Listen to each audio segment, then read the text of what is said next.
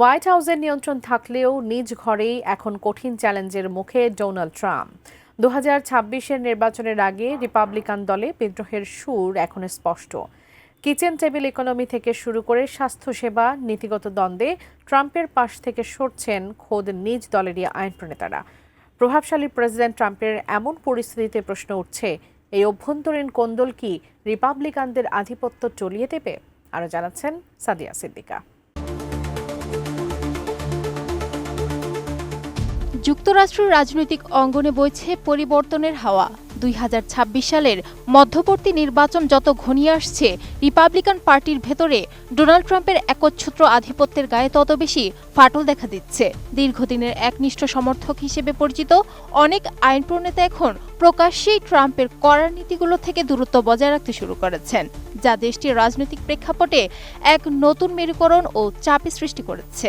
বিশেষ করে ট্রাম্পের বিদেশ নীতি এবং সাধারণ মার্কিন নাগরিকদের কিচেন টেবিল বা দৈনন্দিন জীবনযাত্রার অর্থনৈতিক উদ্বেগ নিয়ে দলের ভেতরেই শুরু হয়েছে তীব্র মতবিরোধ। দ্য নিউ ইয়র্ক টাইমসের এক প্রতিবেদনে এই তথ্যটি প্রকাশ করা হয়েছে। কোয়ালিটি সম্পন্ন আন্তর্জাতিক মানের still bar CSRM, committed for better still.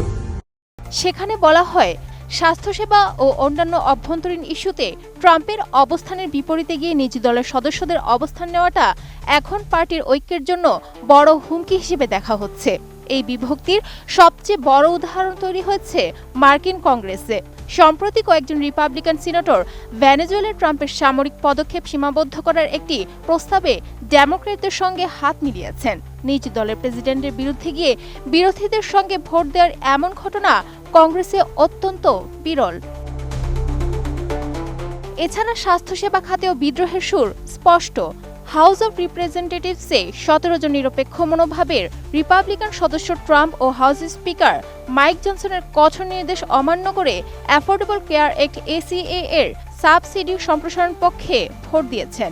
রাজনৈতিক বিশ্লেষকরা মনে করছেন, এই দূরত্বের পেছনে রয়েছে 2026 সালের মধ্যবর্তী নির্বাচনের কঠিন হিসাব নিকাশ।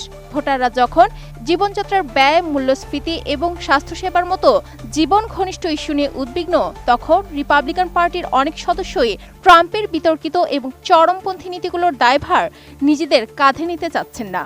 তারা মূলত নিজেদের মডারেট বা মধ্যপন্থী ইমেজ তুলে ধরে সাধারণ ভোটারদের মন জয় করার চেষ্টা করছেন। তবে দলের এই বিদ্রোহে মোটেও বিচলিত নন ডোনাল্ড ট্রাম্প। উল্টো তিনি হাউস রিপাবলিকানদের সতর্ক করে দিয়ে বলেছেন, যদি তারা 2026 সালের নির্বাচনে সংখ্যাগরিষ্ঠতা হারায়, তবে ডেমোক্রেটরা তাকে তৃতীয়বারের মতো অভিশংসনের পথে হাঁটবে। অভিশংসন হলো একজন সরকারি কর্মকর্তাকে, বিশেষ করে রাষ্ট্রপতি বা উচ্চপদস্থ কর্মকর্তাকে তার পদ থেকে সরানোর জন্য আইন অনুযায়ী আনুষ্ঠানিক অভিযোগ করা।